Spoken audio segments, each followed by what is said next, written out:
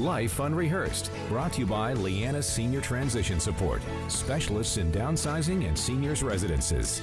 And good afternoon. Welcome to Life Unrehearsed. My name is Matt Delvecchio, specializing in life transitions, downsizing, and the senior living industry. And I'm Corrie, clinical social worker and psychotherapist specializing in grief and loss. Coming right up on the first half of today's show. Ever since he was a little boy, he has dreamed of creating a catering business that brought great tasting food to people's homes, and he has done just that. We're going to be hearing this incredible story. But first, Corrie, I want to get a shout out in. This past September 21st, just last week, was World Alzheimer's Day. McGill University was commissioned by the Alzheimer's Disease International, ADI, to deliver the World Alzheimer's Report 2021, Journey Through the Diagnosis of Dementia. This is actually a really big deal, Corrie. And a team of McGill experts led by Dr. Serge Gauthier, Dr. Pedro Rosa Neto, Dr. José Moret, and Claire Webster, who we've had on the show several times. They produced this exhaustive and leading edge report. They did a fantastic job. Tons of pertinent information. If you do want to see or read it, you just simply have to type in McGill World Alzheimer's Report. It is all there. And in fact, we're going to have Claire Webster and Dr. Serge Gauthier on our show probably in the month of November to discuss this such an important topic. Can't wait to hear that they do such incredible work. And this is, thank goodness for people like this that are taking the initiative to help us understand more and do the research. So yeah, I haven't read it yet, but I'm looking forward to being able to access it. Yeah, you're absolutely right. Really about educating and helping make lives a little easier in very difficult circumstances for many families. All right, what do we have coming up on the second half? You asked the question I shall answer. We're going to be exploring trends in downsizing in the senior living industry with, who? Matt Delvecchio, who is the expert in the field. I love when I put him in the hot seat, so I can't wait to do that. So stick around. It's coming up after the 3:30 news. Looking forward to that. All right. Now, Mike Coirazza is a 37-year-old husband to an amazing wife, Nadia, and father of two beautiful boys, Sasha and Adrian. He's been cooking since 2004, and he also attended culinary school here in Montreal as well as in Italy. And in March of 2021, this year, Mike opened Pronto Prêt À Manger with his three partners, Alex, Tony, and Marco. Mike, welcome to Life Unrehearsed. Good afternoon, Corey. Good afternoon, Matt. Nice to join you guys. Well, thanks for coming on, Mike. First of all, we'd like to go back to the beginning. Really interesting and inspiring story. So how did you even get started in the food industry, Mike? Well, it all began when coming from an Italian background, food is always very important in the family life. And I was always in the kitchen with my mom, my aunt, and my grandmother, and always surrounded by food. And from a young age, my best friend's grandfather owned a reception hall in the East End, and on Saturday nights we used to hang out there. And it all started by washing dishes, standing on milk crates, wearing oversized aprons, pushing dish racks into this big wash machine that looked enormous to us at the time when we were only 3 feet tall. Right. So I want to ask you, because we mentioned in the intro that you went to culinary school here and here in Montreal and in Italy. Can you elaborate on that? Yeah, I initially got into university after graduating from Champlain College, and after attending a few days at Concordia in education, because my dream was to become a teacher and follow suit like pretty much everyone else in my family who is or was a teacher. After spending a couple days in university, it wasn't for me sitting down, listening to lectures, and just thinking of 4 more years of being in class. And I was working part-time at a bistro in the East End in St. Leonard, and I love the food business. I love serving, I love cooking and everything. So I took it a step further. I decided to drop out of university, and I went to culinary school at St. Pius on Papineau Boulevard. And also in Italy, right? Tell us a little bit about that.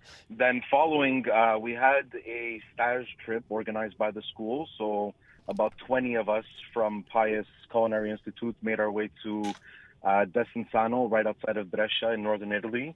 And we did a stage there. And after that, I decided to stay on a bit longer. And I met up with a friend of mine, and I stayed with their family in Emilia-Romagna, in the city of Reggio Emilia. And from there, on my own, I took another cooking course and visited basically the whole province from the coast all the way to the inland. And I loved Emilia Romagna because every region has something different to offer, from the prosciutto to the lambrusco to the parmigiano reggiano, and just the culture, the lifestyle, the food, the wine, everything was just, it was heavenly for me. Just listening to you, I'm getting hungry, Mike.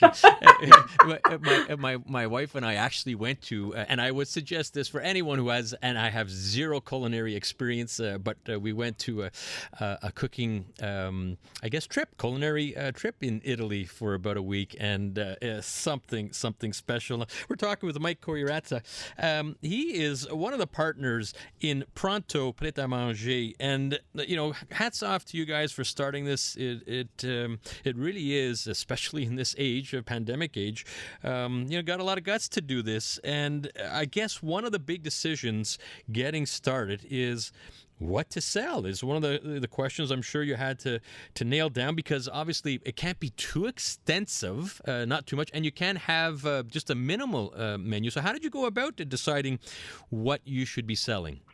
Well, initially, before we opened, my partners and I, Alex, Marco, and Tony, we decided on a menu. Obviously, once we opened, we got to see what the flow was, what our clientele would be. So we tweaked the menu quite a bit. We've been open since March.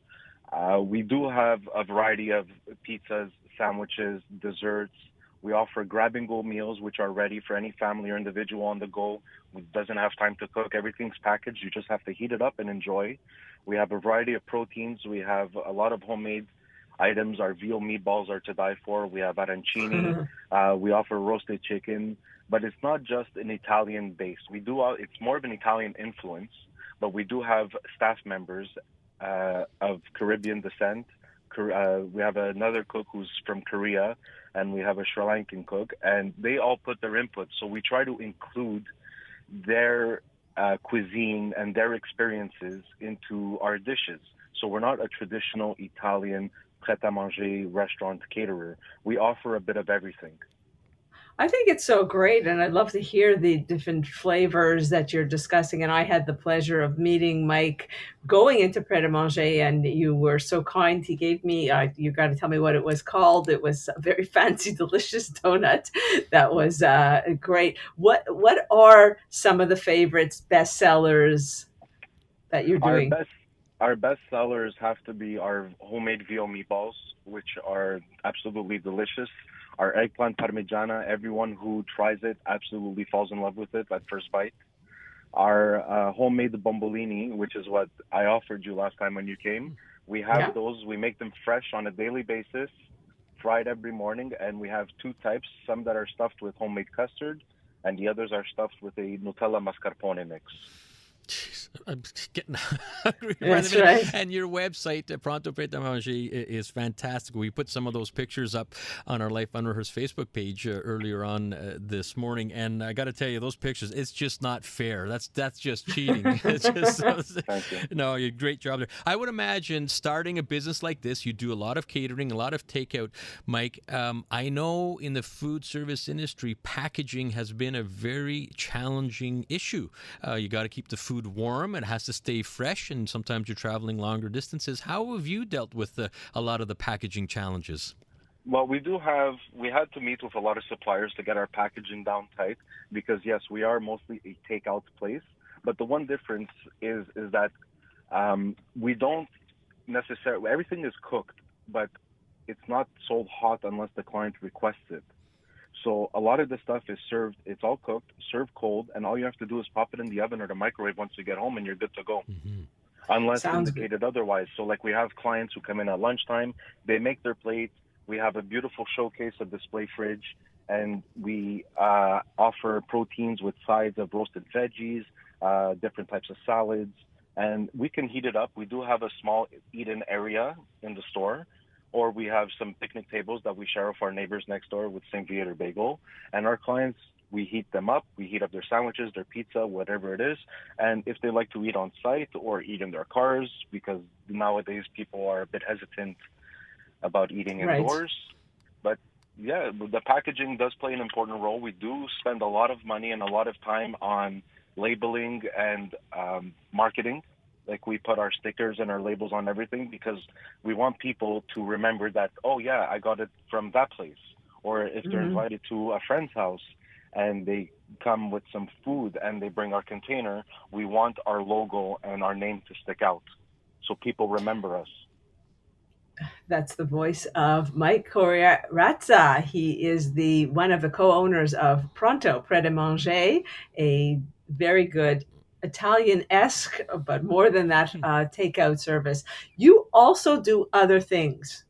So we're going to talk a little bit after the break about some of the stuff related to the store. But aren't you the head chef at West Island College? Yes, I've been the head chef at West Island College for 10 years now, preparing meals every day for roughly 500 staff and students. And that has been going on and still going strong. This year is a bit different, and last year was very different because of all the COVID protocols and the changes that have been happening, and the mixed days with different grade levels being in school and off of school and on-site and online learning. But it's still a lot of fun getting to see all the students every day, and I've gotten to know a lot of them on a first-name basis, and I have a rapport with all the teachers, most of the students, and I've gotten to know them and their families because a lot of them come to Pronto, which is practically across the street, so I get to see them in a different setting on a daily basis. Well, that sounds great, Mike. We do have to head out to traffic, and starting out a business like you have done, there's a lot of work that goes into it, and I'm sure not everything goes as planned. So when we come back from traffic, we want to hear about some of those challenges, and we're also going to discuss some of the specifically related to COVID, because it is just not business as usual, and life unrehearsed is certainly appropriate for what you've gone through in the past few months. So first, we want to head out to the CJAD Traffic Center and hear from Jill Fitzgerald. Life Unrehearsed, brought to you by Flora Lee Senior Residences. Always there for you. Safe, reassuring, and comforting. We call it home. Welcome back to Life Unrehearsed. I'm Corrie Sirota, along with my co-host Matt Del Vecchio, and we are talking with Mike Coirazza. He's the co-owner of Pronto Prêt À Manger, a delicious takeout, prepared food, along with all kinds of other stuff, restaurant that is located in the West Island. Here you are starting this new initiative. It's not easy at any time. What would you say was the biggest challenge for you in starting your business?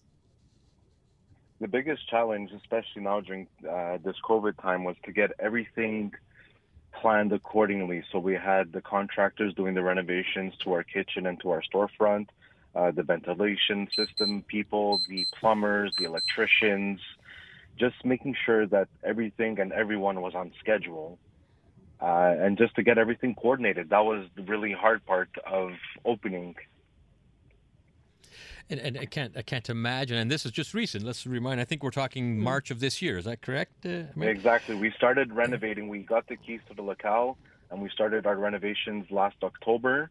And it took us about a good 6 months to get everything up to speed and to make it into what it is today. And that's just starting it up. Now you open up the doors, and COVID and the pandemic is still very much a part of the day-to-day running of the business. A lot of my restaurant buddies are constantly talk about some of the challenges they face, and specifically for COVID protocols, and even having to get the vaccine passport set up for those that walk in and everything. What have been some of the issues you've had to deal with in running the business related to COVID? At the beginning, we had the maximum allowance of people in the store at one time, which was really rough because judging by our square footage and all the protocols and the rules that the government put in, we're only allowed to have 9 clients in the store at a time. And our opening week, it was just madness. We had one of our employees controlling the lines outside because we shared a parking lot with St. Viator Bagel, who is always busy. So, with the cars and the people standing in line, and there's a lot of friends and family who hopped in, and other people from the neighborhood that were curious because we had our signs up since last November, and people wanted to check it out. They were eagerly awaiting our opening. But besides that, the COVID aspect, considering the type of food business that we are, didn't really affect us. If anything, it actually helped us because a lot of people are staying home. When the restaurants were closed, a lot of people were coming to pick up restaurant quality food to eat at home. So that really gave us a boost. And then when the lockdown measures were loosened early in the summer, a lot of people started having a lot more gatherings at their homes, in their backyards, birthday parties, anniversaries, baptisms, all different kinds of events. And we've been busy nonstop every weekend since May, basically middle of May. Well, that's what you mentioned. So this is, I was going to ask you, you're doing more than just the simple takeout. There's other aspects of your business that you're involved in. So those are, can you speak about those? Yeah, just for example, today we have my partner Marco is on site. We are catering the annual BMW Laval Golf Tournament. So we decided to sponsor that event. So he's working on site, handing out food, our famous porchetta sandwiches, to the golfers, to the foursomes that are on site at the golf tournament. Unfortunately, I was supposed to go to an engagement party, but that was postponed due to a COVID scare within the family. And my other partner, Tony, is going to be on site for a wedding tonight. So we're catering an event. So we're stretching our team as much as we can for our catering. And then we have a lot of people who are having house parties and guests over.